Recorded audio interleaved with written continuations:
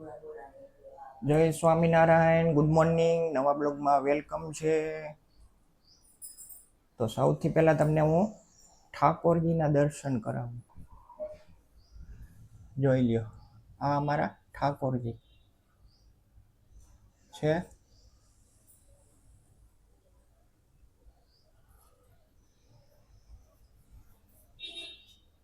જોઈ લ્યો.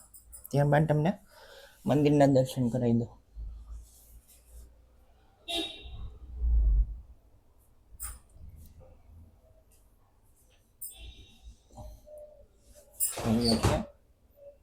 ત્યાર પછી હનુમાનજીના દર્શન કરાવી દઉં તમને. આ હનુમાનજી સાળંગપુર વાળા જોઈ લો છે. તો શું છે કે આજે આપણે મોડું જવાનું હતું ઓફિસે, પછી કીધું ચાલો એક બ્લોગ શૂટ કરી લે અને બધાને હેપી રામનવમી. અને રામનવમી એવું દિવસ છે કે દિવાળી અને પડવો કરતાંય મોટું હોય છે. તો વાઈગા છે હવાનો.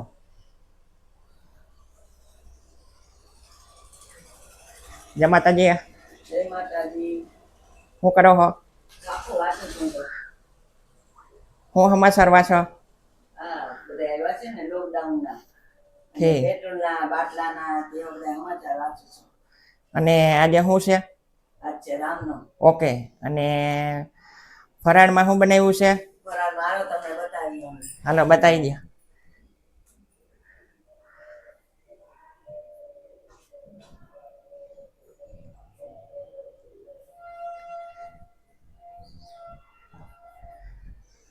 ચાલો બતાવી દો. જો સકરિયાનો શીરો બનાવવો છે, હલવો ગાજરનો બને છે અને બટેટાનું શાક બનશે ફરાળમાં. અને હાંજે શું છે? સાંજે છે સાબુદાણાની ખીચડી બનાવશું. અને મંદિરે જવાના છો આજે? હા, મંદિરે પંચનાથ જાશું. ઓકે. અને ત્યારબાદ પેટીસ ને એવું કઈ લેવાના હો તમે? હા, પેટીસ ને એવું લેવાના છે આજે. ઓકે. છે ને એટલે.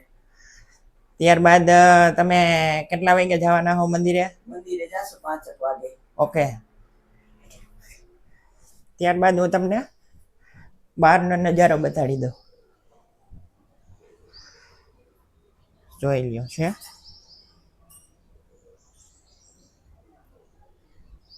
એક્ઝેક્ટ જોઈ શકો છો તમે. અને વ્યૂની વાત કરી તો કે જોઈ લ્યો વ્યૂ. અને આ અમારા છે તુલસીજી, અને બાજુમાં છે ગુલાબનું ઝાડવું, અને બાજુમાં છે વેલ. જોઈ શકો છો તમે.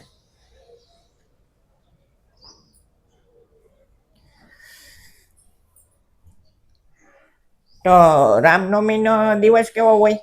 રામનો દિવસ ભગવાનનો દિવસ. ઠીક છે. ભગવાનનો દિવસ હોય. ઓકે.